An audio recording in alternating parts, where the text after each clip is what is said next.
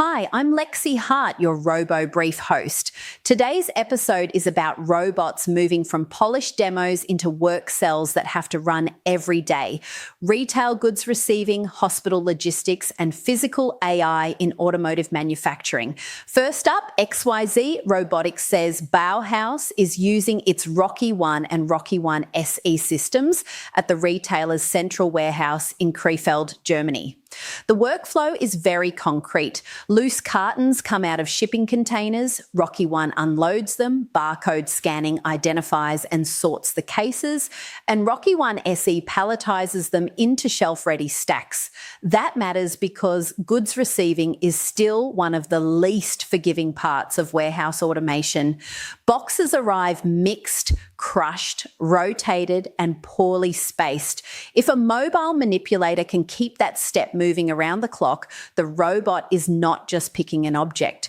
It is compressing an entire inbound logistics process. Next, deliverz.ai is bringing a robot-agnostic hospital logistics platform to the US market. The pitch is not one robot in one hallway. It is a control layer that connects autonomous robots, human transport teams, hospital workflow apps, analytics, and route management. The company's own material points to Sheba Medical Center results, plus its RZ100 and RZ200 delivery robots as examples of the physical fleet. Hospitals are a good stress test for autonomy because the environment is busy, regulated, and emotionally loaded. A delivery robot has to be boring in the best possible way, predictable, traceable, and available when nurses need supplies moved instead of another task added to their shift. And third, Black Forest Labs and Mimic Robotics are showing an early preview of FLUX-mimic, a robot action model built on the FLUX3 video and audio model backbone. The collaboration is being tested with Mimic's robot hands and arms, including work connected to Audi's production lab. The interesting claim is recovery.